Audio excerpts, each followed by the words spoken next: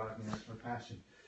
Give you a little bit about my background. Some of you might have seen the video. I spent 11 years in the US Army as an infantry officer, jumping out of airplanes, blowing stuff up.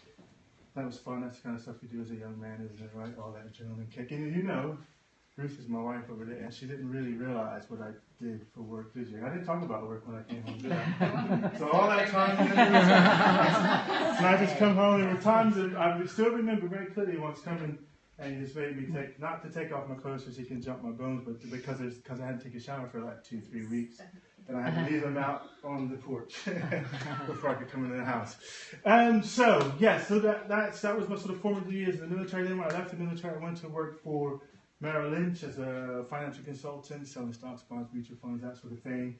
It was all right, but because I was going to, be like, I was going to say Donald Trump, but nobody likes Donald Trump anymore. I just wanted to make a lot of money, so that's why I kind of went into that business. But it's not quite the same as what you kind of might think.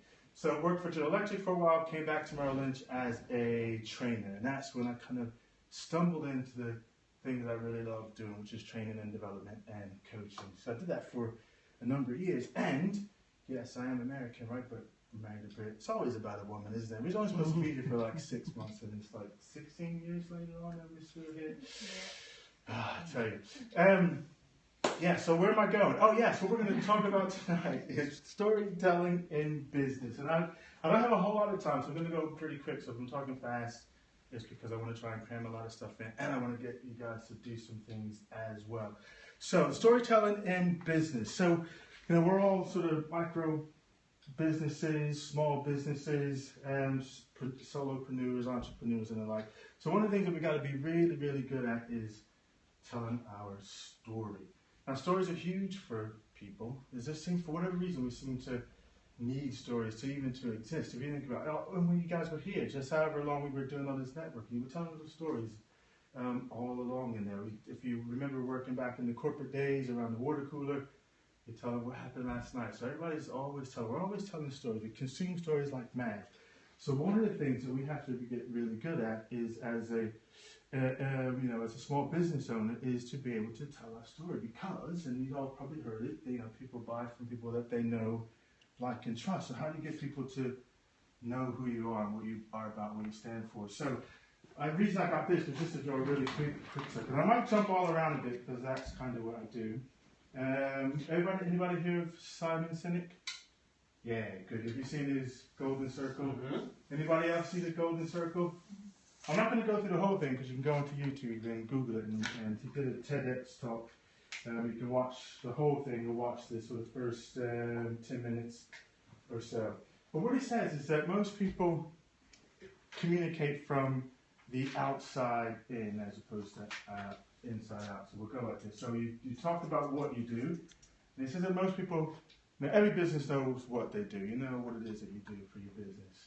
Some businesses, individuals know how they do it, so that your USP, your unique selling point, whatever process that you have, or you discovered some, some new technology or other. But it says very few businesses know why they do what it is that they do.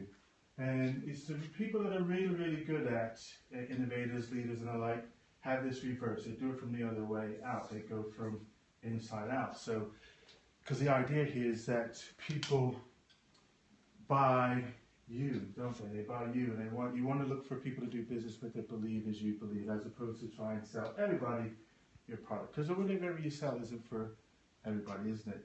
Or it isn't. But sometimes I know we like to think that because when we're small businesses, you want anybody that's got two nickels to rub together, you want them to buy a product. And I know we start out and we think, yes, everybody could use this, but really, you want to think about why it is that you do what it is. So for me, I absolutely love that space where I can help someone else get out of their way to realize their own sort of potential. Because it is quite easy to, we get our own sort of way, don't we? We sort of have our fears, we have our doubts, we have our disbeliefs, and then that kind of trips us up and we get blocked. So that's the kind of space where I sort of come in and sort of help you to get out of your own way. And if I'm sweating, it's hot, and I like to move around. So, should we open the door? No, don't worry. You close it because you wanted to make it a sauna up here, but that's how. Yeah. No, it's fine. Because if it was open, and then we were talking about parachuting and jumping. It would make me want to jump out the door. It's probably good that it is closed, and it feels like a whole one sucked me out. Where was I at? Oh yes, what was that? What was the last thing I just said? Something about where was I? Where was I? Who was paying attention? You were taking notes. Yeah, parachuting. Yeah, getting out of your own way. That's right. That's my why. Yeah. So one of the things when you talk about storytellers, you need to really understand what your why is. Why is it that you do what you do? All the business that you could have chose and lines of work you could have chose to go, and why do you do what it is that you do? Now what I want you to do, because I want to make this an interactive presentation, not just me talking, I want you to take just a minute and a half right now and just think about your why. Why do you do what it is that you do? If you got some paper, some notes, write it down. If not, just kind of get it in your head. Take a minute and a half. Why do you do what it is that you do? You should probably already know this, but just in case you don't know it and you're going to articulate it to someone else, think for about a minute and a half why it is that you do what you do. All right?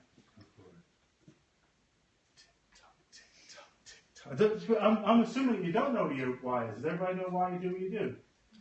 You do? Okay, yeah. Everybody, y'all good? All right, awesome, good. So we don't need a minute and a half. So what I'd like you to do then is, I want you to just pair up with someone, and I want you to tell your partner why you do what it is that you do. And I want you to, and that your partner will give you some feedback. That they believe, that you believe why you do what you do. That's the real measure in the trick. If you don't really believe what your why is, it's hard to get that across. All right, so find someone to work with, and then tell them what your why is. What's your why? My wife,